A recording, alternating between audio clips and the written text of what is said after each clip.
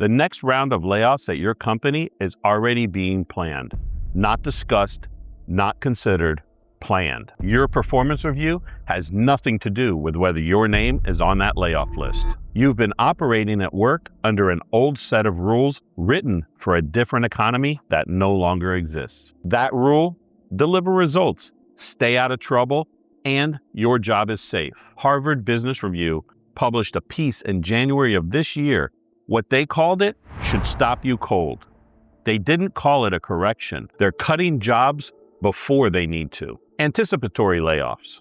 To get ahead of a future where AI does what you do. Oracle is reportedly evaluating the cost of 20,000 to 30,000 people. They're looking to fund AI infrastructure. That's a profitable entity treating your salary as venture capital for their next competitive advantage. Up first, these are 3 assumptions that set you up to get fired. Here's the first assumption. You believe that your track record at work protects you. 10 years, clean record, multiple promotions. Every project delivered on time, under budget, and no escalations. Now that should matter. 10 years ago, it did. Here's what the data says right now. Since 2023, companies have cited AI as the direct reason for over 79,000 job cut announcements. That's not from a think tank. That's from the Challenger, Gray, and Christmas Outplacement Report, one of the most cited workforce data sources in the country. I'll add some links in the description for those interested in all the details I'm talking about in this video. Now, these weren't low performers. These were people who did everything right. The better move: stop measuring your safety and performance metrics. Start measuring it in replacement cost. The question isn't, am I performing? The question is, what would it cost the company to replace me with an AI workforce?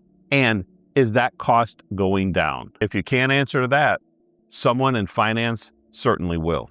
Jack Dorsey didn't say Block was struggling when he cut 40% of the company. He said, directly quoting from the Associated Press, intelligence tools have changed what it means to build and run a company. And guess what? Stock went up 20% the day he announced it. By the way, I'm Terry. I've spent the last 20 years in strategic delivery, managing multi-million-dollar programs for Fortune 500 companies. I don't deal in theory or career hacks. I share career defense systems with people over 40 who are tired of being invisible in an AI-driven market.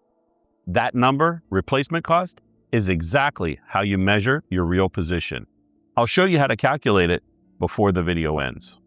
The second assumption is you think your tenure earns you safety. You've been here longer than anyone on your team. You know where everything is buried. You're the institutional memory, the go-to person. That used to be called indispensable. Now it's called a cost center. Over roughly the past year, Microsoft cut 15,000 people, 7% of the entire workforce. In early 2026, Amazon has cut 30,000 people since October 2025. These aren't startups burning cash. These are the most profitable companies on the planet with the most loyal, experienced workforce on the market. Tenure didn't protect a single one of these 30,000 people. The better move? Stop selling loyalty. Start selling leverage. Leverage means if I leave or get cut, something important breaks. And it's not a process. It's a relationship, a decision, a risk that only I can see coming. Processes get automated. Relationships get preserved. Drop the number in the comments.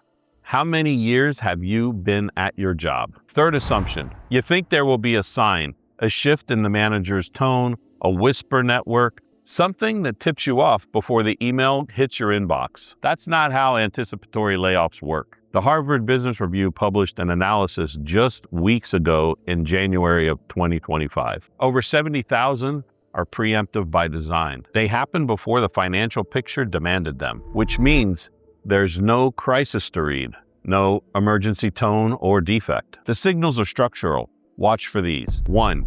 Role consolidation, when 2 functions quietly become 1 reporting line. 2.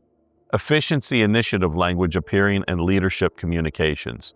And 3, your manager stops including you in forward-looking planning conversations. That third one is what most people miss. You're still in the status meetings, it's just that you've been quietly removed from the strategy conversations. By the time you notice, the list is already created. The better move? Put yourself in a room where strategy happens, not to get promoted, to make your removal a decision, not a default. There's a 3-sentence shift that makes that happen.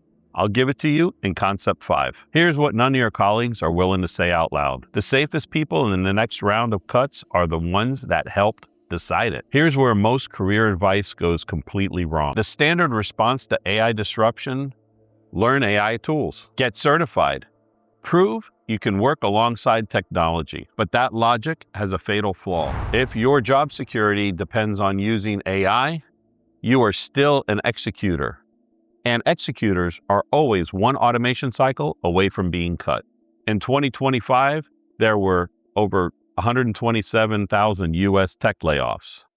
Many of those people were most likely technically proficient. Skills didn't save them. Positions saved the people who survived. The better move: use the executive language matrix. Start describing it in terms of what changed because of you. I managed the Q3 migration. That's execution language. I reduced Q3 deployment risks by 40% and protected $2 million in a revenue cycle.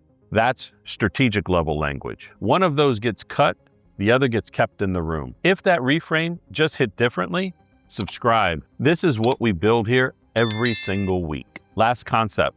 This is the one that separates the people who get cut from the people who decide the list. Most people are optimizing to survive the cut.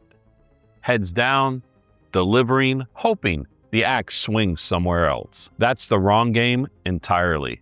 The people who survive every reorg share one thing: they were already visible to the decision makers before the list was drafted. Not visible as a good worker, visible as someone whose removal would cost the company something real. When Salesforce cut 4,000 customer service roles, the CEO said it directly: I need less heads because AI handles the volume. He didn't say he was cutting poor performance. He said he needed less of that function. If the people levels above you don't know you beyond your function, you are a line item to them in a department that's about to be automated. The better move, and the 3-sentence script I promised you earlier, and the next meeting with the senior leaders, say this: here's the risk I'm watching right now. Here's what it would cost us if we don't move. Here's what I'm recommending. Threat, cost, recommendation. That's not execution level language.